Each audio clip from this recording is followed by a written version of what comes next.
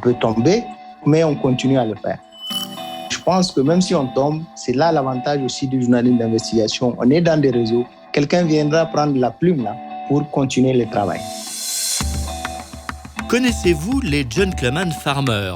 Eh bien, voici le paysan journaliste. Pour le rencontrer, nous partons pour le Niger, où Moussa Aksar exerce depuis 30 ans la délicate activité de journaliste. Je dis délicate car sur la seule année 2021, Moussa aura accumulé près de 10 procédures judiciaires contre sa dernière enquête. Un record sur le continent. Et s'il parvient à s'en sortir et à préserver son indépendance, c'est grâce à ses chameaux, ses chèvres et ses légumes.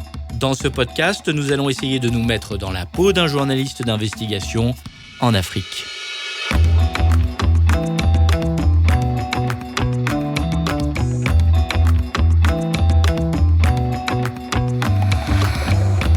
Ce podcast vous est proposé par Samsa Africa, qui accompagne celles et ceux qui racontent l'Afrique qui bouge. Un podcast produit avec le soutien d'Internews, République démocratique du Congo.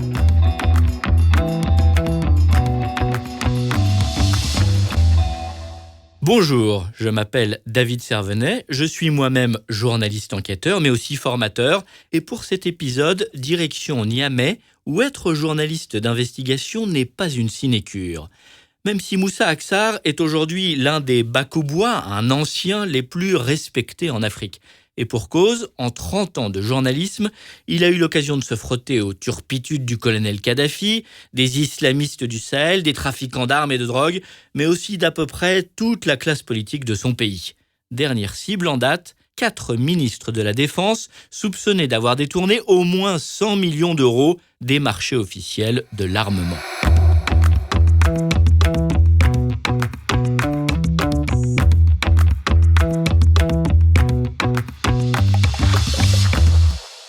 Bon, moi, je suis Moussa Aksar, je suis journaliste d'investigation. J'ai commencé à faire des petites enquêtes locales. Ensuite, j'ai intégré plusieurs réseaux de journalistes, dont III et le Consortium international de journalistes d'investigation. Ensuite, la cellule Norbert Zongo, qui regroupe les 15 pays de la CEDEAO et la Mauritanie, et plusieurs réseaux, dont OCCRP, les grands réseaux qui font des enquêtes transfrontalières internationales. Je dirige le journal L'Événement, qui a aujourd'hui, il a dans son actif, il a plusieurs enquêtes réalisées sur le plan national. Il a reçu plusieurs prix sur le plan national et international du fait des enquêtes que mon équipe et moi avons menées. C'est un journal papier, c'était un mensuel, ensuite bimensuel, ensuite hebdomadaire, bi-hebdomadaire. Et du fait de la pression de toutes parts, économique, judiciaire, nous étions obligés de migrer sur le net parce que nous n'avons plus de ressources pour faire fonctionner le journal et nous continuons, ça fait pratiquement 4 ans que nous sommes sur le net, mais nous tenons et nous continuons à faire des enquêtes parce que les puissants veulent nous asphyxier, nous empêcher de faire notre travail. Faire du journalisme au Niger ne va pas de soi, surtout lorsque l'on est issu d'une famille touareg du nord du pays, une région où la vie est particulièrement rude. Et puis, le Niger est un pays pauvre, avec peu de médias privés et pas d'école de journalisme où l'on peut apprendre le métier. Rien que l'idée de monter ou de descendre vers la capitale Niamey est déjà en soi un défi que le jeune Moussa a voulu relever par pure conviction, un peu comme le jeune Rastignac, ce personnage du romancier Honoré de Balzac qui allait conquérir Paris. Comme je suis fils de paysan, j'ai vu beaucoup de choses à travers le pays. Je me suis dit comment je vais servir mon pays. Donc à un certain moment, je dis qu'il y a de l'injustice, je vais être magistrat. Ensuite, dénoncer, c'est être journaliste. Alors j'ai commencé, je suis pas journaliste de formation. Je suis un sac au dos, c'est sur l'État que je me suis formé en écoutant les grands journalistes de RFI, en écoutant beaucoup, en lisant beaucoup les journalistes qui font convenablement leur travail. Donc aujourd'hui, je connais beaucoup de journalistes de ces médias-là qui m'ont inspiré. D'abord, je voulais aller à la fac pour être magistrat, mais je n'ai pas pu le faire parce que les conditions étaient très difficiles. Alors, j'ai opté pour le journalisme. J'ai commencé par la radio, ensuite la presse écrite. Et la presse écrite, j'ai dit, bon, pour dénoncer, il faut faire l'investigation. Et c'est comme ça que j'ai commencé mes débuts de journaliste d'investigation en faisant des petites enquêtes de lutte contre la corruption. Et là, ça a apporté. Et il y a des dizaines d'enquêtes que nous avons menées avec très peu de moyens. Ça a apporté et ça a permis aussi aux citoyens de comprendre comment leur cité est gérée.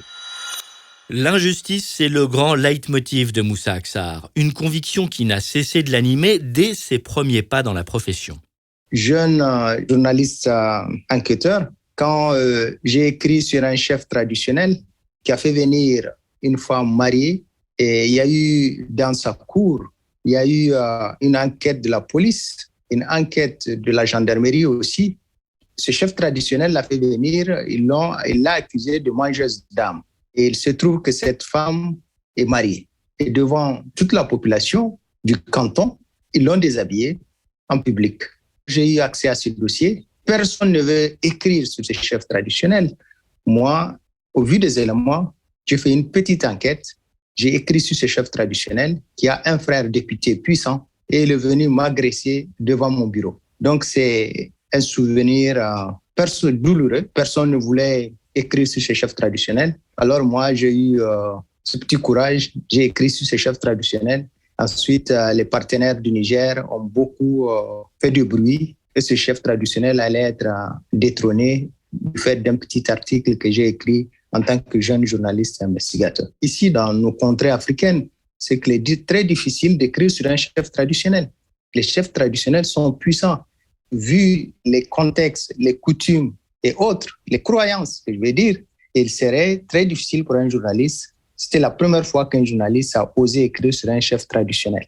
Donc moi, je l'ai fait. Et ensuite, ça m'a ouvert les voies. J'ai écrit aussi sur le chef traditionnel de la région d'Agadez dont je suis originaire. Et ça m'a permis aussi d'affronter les puissants. Et dans les futures enquêtes que j'ai amenées, notamment mon procès avec Kadhafi et aussi avec certaines personnalités politiques nigériennes.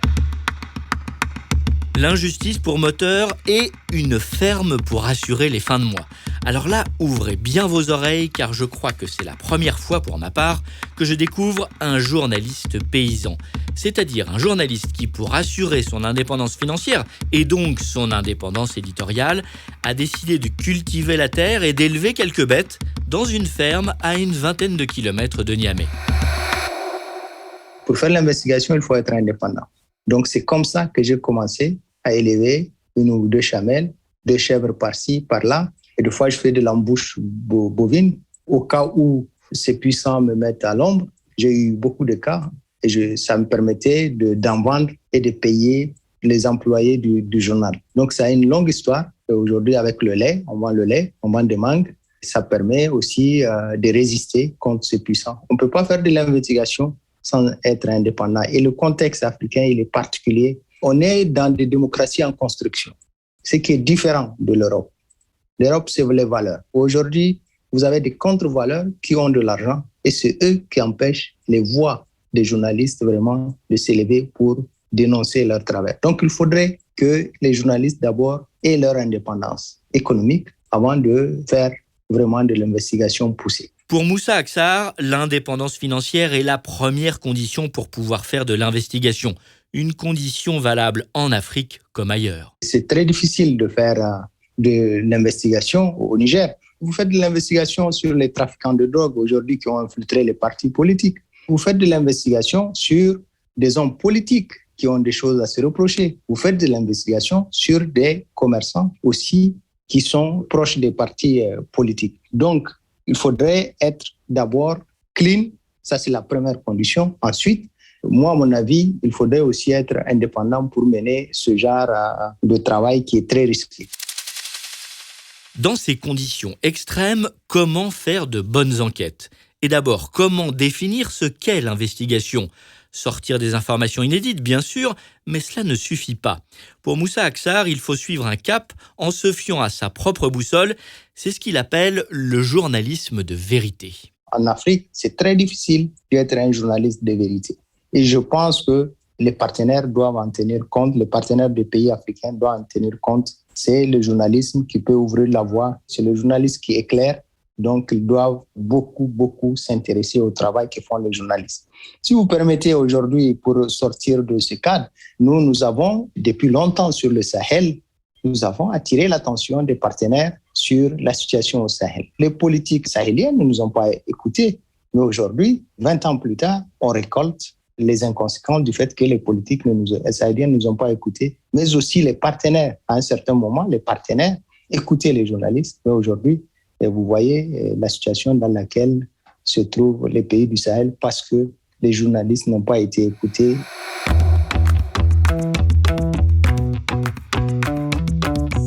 Dans la peau d'un journaliste d'investigation en Afrique.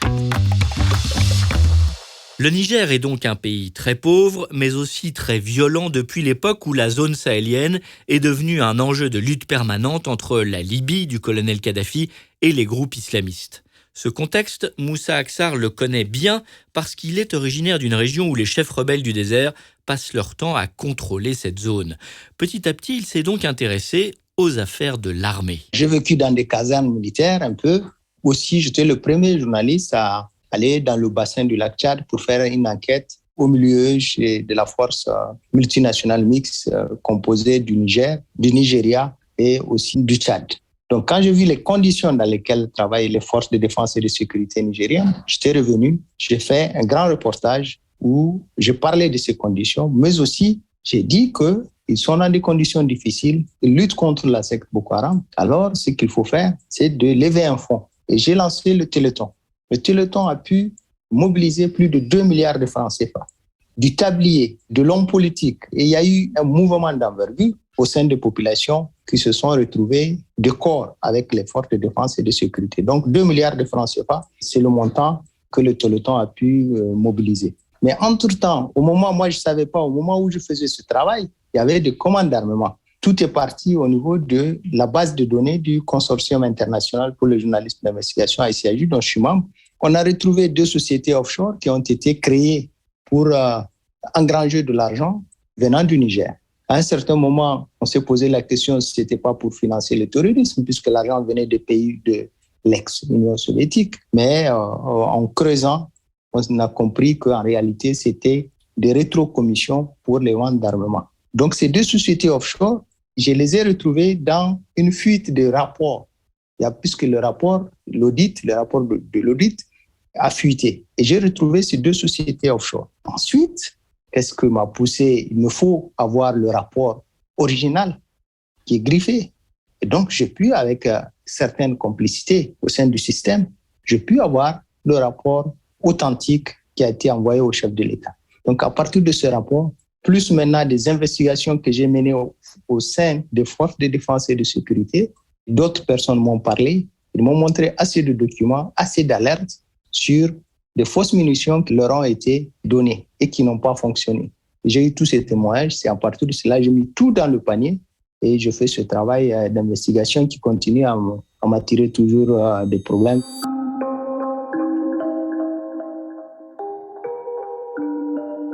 Avec cette enquête parfaitement documentée, publiée en septembre 2020 dans son journal L'Événement, Moussa Aksar a tapé dans le dur, comme on dit dans les rédactions. D'abord par l'ampleur des sommes détournées, près de 100 millions d'euros. Ensuite, par la qualité des personnes soupçonnées d'avoir trempé dans cette affaire, pas moins de 4 ministres nigériens de la Défense successifs. Logiquement, Moussa a donc dû faire face à une véritable guérilla du pouvoir en place. D'abord, il y a eu un harcèlement économique où on m'a envoyé des impôts imaginaires que je ne pouvais pas payer pour que je négocie. Mais j'ai refusé. C'est pour cela que je continuais à faire mon travail. Après, dans mon enquête, j'ai trouvé un sous-traitant qu'ils ont utilisé, qui se trouve être en Belgique, qui a créé ces sociétés offshore. Moi, je ne le connais pas, mais dans mon enquête, j'ai trouvé son nom. Et j'ai essayé même de l'appeler. On a eu, au moment de la confrontation, on lui a posé des questions. Il est impliqué dans cette création de sociétés offshore. Il a porté plainte contre moi parce que tous les autres se sont mis derrière lui. Toutes les personnes impliquées, des anciens ministres, au moins 4 anciens ministres de la Défense, des généraux, se sont mis derrière lui puisqu'il y a une masse d'argent, une collecte de masse d'argent pour faire taire même les activistes qui parlent de ce dossier, pour faire taire tous ceux qui veulent à ce que ce dossier aboutisse. Et en temps, ils se sont mis derrière lui pour le pousser à ce que mon enquête soit discréditée. En réalité, c'était ça. C'est le discrédit sur cette enquête-là qui a été brandi partout ailleurs comme une enquête vraiment de grande envergure. Face à cette pression, Moussa Aksar arrive à tenir grâce au soutien qui se manifeste d'un peu partout. Des confrères de la cellule Norbert Zongo, la Cenozo, un réseau de journalistes ouest-africains qu'il préside et dont on reparlera plus tard, à des gens ordinaires qui n'hésitent pas à l'encourager. Chaque fois, quand quelqu'un de Tripoli, quelqu'un de ICIJ, quelqu'un de la Cenozo m'envoie un petit texto pour me dire du courage, nous sommes avec toi. C'est ça qui me donne aussi la force de continuer à faire ça. Donc, je ne suis pas seul. Au sein des populations, je sais que je ne suis pas seul. Quand je vais voyager, les formalités, c'est des fois la police qui me fait toutes les formalités avec tout le respect. Et quand c'est un conducteur de taxi, c'est tout le respect. Donc, je pense que c'est ces choses-là, ces petites choses-là qui sont grandes, qui me permettent aussi de dire que je suis sur le droit chemin et je dois continuer à servir l'intérêt général. Servir l'intérêt général pour Moussa Aksar, cela veut dire aussi faire face à une véritable campagne de harcèlement judiciaire. Jugé plus tôt sur cette seule enquête de détournement d'argent public, le journaliste a dû répondre à 9 procédures judiciaires en moins d'1 an, alors même qu'aucune des personnes soupçonnées de détournement n'a fait l'objet de la moindre poursuite. Toutes les enquêtes vraiment de ce genre, on a toujours un avocat avant de les publier qui relit les papiers. Et on a un éditeur aussi qui relit nos enquêtes. Donc, c'est à partir de ce moment que nous, on publie. C'est un travail de 8 à plus d'1 an de recherche. Donc, c'est pour cela qu'il y a très peu de plaintes qui sont déposées. Donc, on utilise la justice juste pour déranger, mais pas pour chercher la vérité. L'exemple, c'est qu'avec toute cette enquête, avec tous ces détournements, aucune des personnes citées dans l'audit n'a été inquiétée. Aucune. C'est ça qui est aussi révoltant. Le juge n'a pas inquiété ces personnes-là. Par contre, moi, c'est ce que mon avocat a dit, je suis victime d'un délit de dénonciation. C'est frustrant, mais on se dit que c'est une poignée.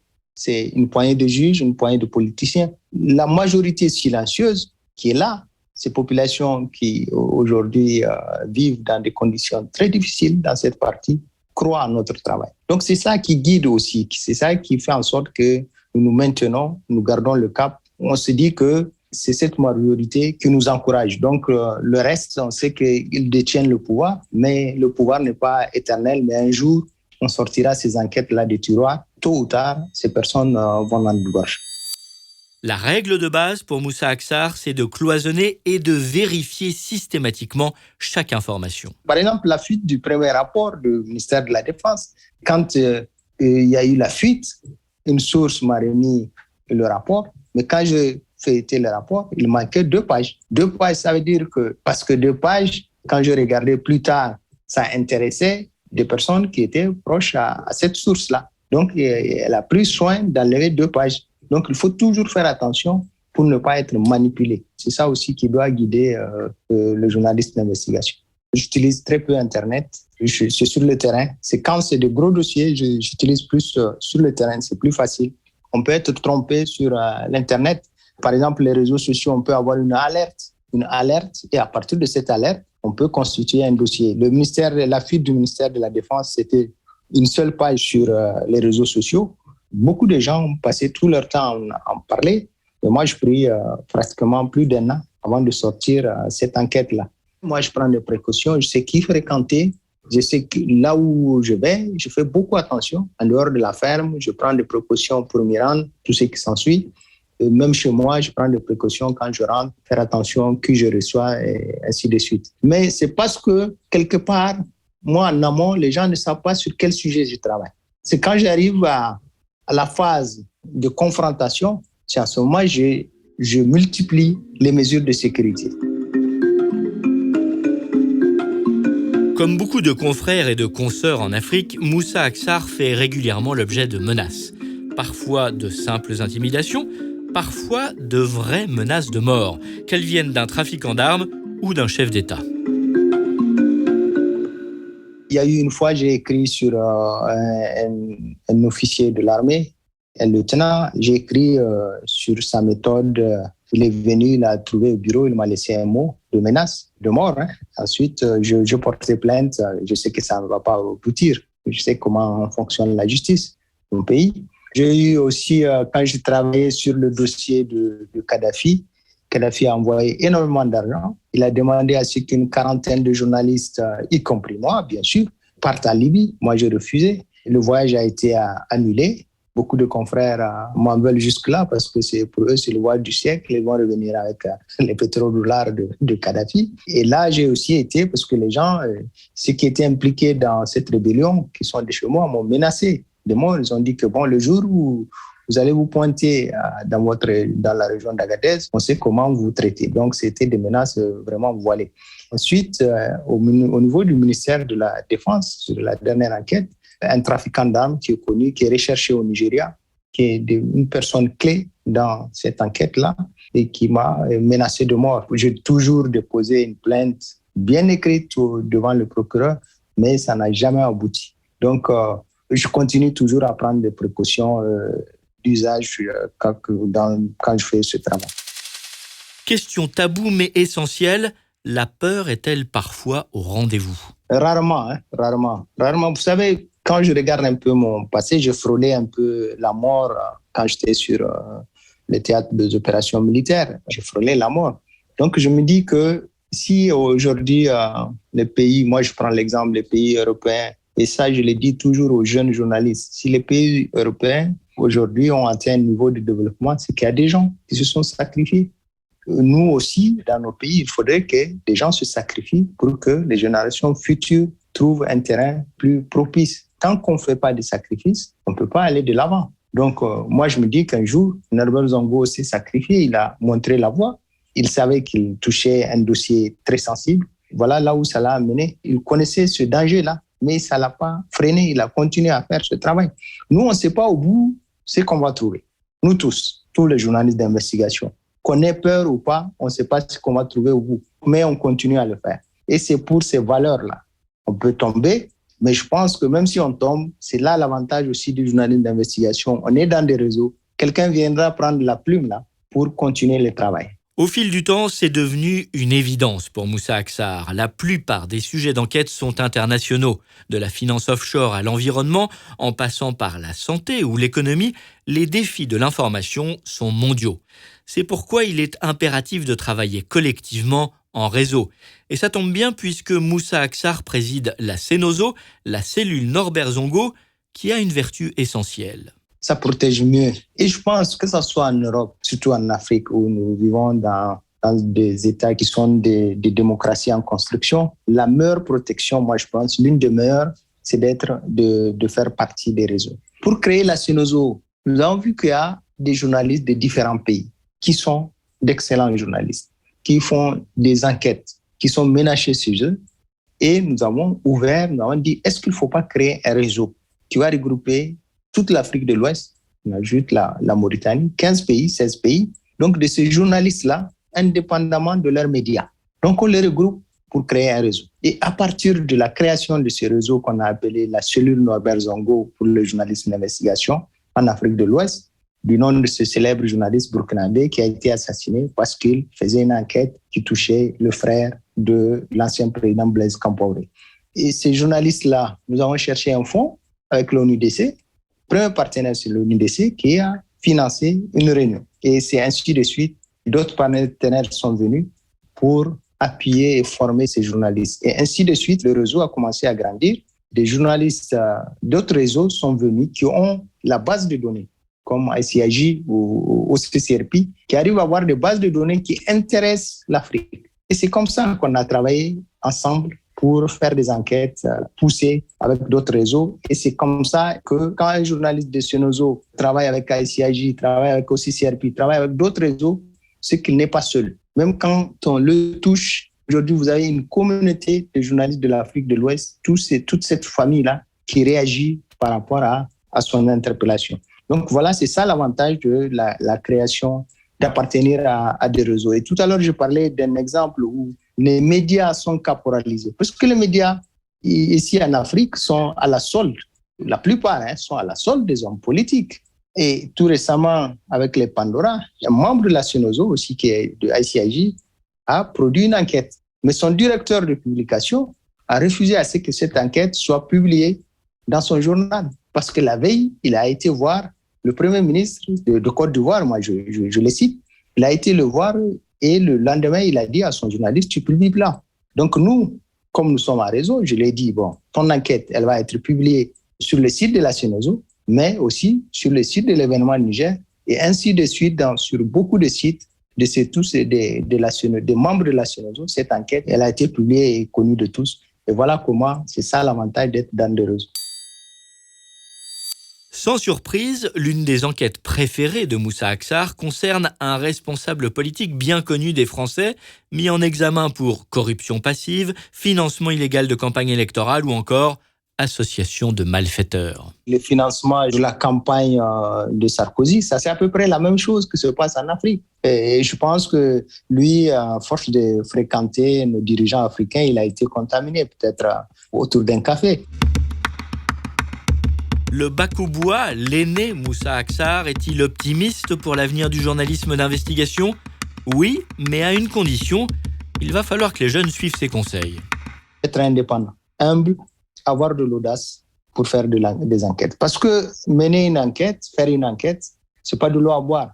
On s'attaque à des puissants. Aujourd'hui, si je ne faisais pas partie des réseaux, de ces réseaux-là, peut-être je ne serais pas là devant vous. On s'attaque à des puissants, pas d'établiers, pas de boutiquiers. Donc, il faudrait qu'on ait d'abord l'humilité, qu'on ait ce courage et qu'on soit aussi un journaliste de vérité et maintenir le cap. Donc, c'est ça qui doit pousser aux gens, les journalistes d'investigation, à se dire qu'on est tous les mêmes. Moi, je ne suis qu'un élément parmi tant d'autres.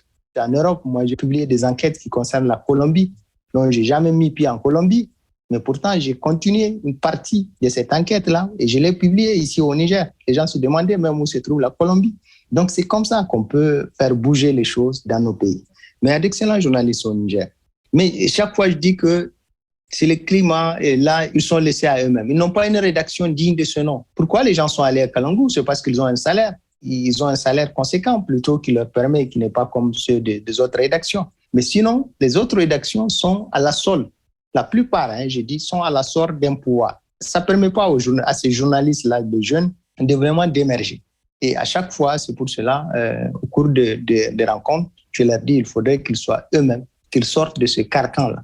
Ils ont du potentiel. Il y a des gens qui ont du potentiel, mais les politiciens préfèrent les clochardiser et empêcher à ceux qu'ils émergent et qu'ils soient de bons journalistes parce qu'ils vont les déranger. Sinon, il y a du potentiel au Niger. Un peu partout, j'ai vu dans cette Afrique, il y a des jeunes qui sont là, qui attendent vraiment que les aînés donnent l'exemple. Donc, c'est ça aussi qui nous permet, nous autres, de nous tenir pour ne pas tomber et qu'on amène ces jeunes-là vraiment au point de départ. Merci au journaliste nigérien Moussa Aksar d'avoir participé à cet épisode du podcast « Dans la peau d'un journaliste d'investigation en Afrique ». Si cela vous a plu, n'hésitez pas à le partager dans votre entourage et sur les réseaux sociaux. Vous pourrez aussi retrouver les autres épisodes sur le site samsa-africa.com/podcast.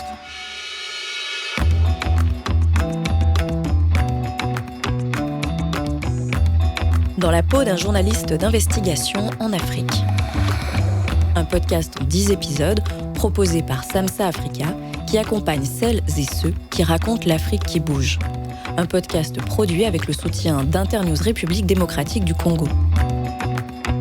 Journaliste David Servenet, réalisation, habillage et mixage, Pierre et Mathieu Chaffanjon de Majora Prod. Production, Julien Lebotte et Philippe Couve. Tous les épisodes de ce podcast sont à retrouver sur samsa-africa.com/podcast.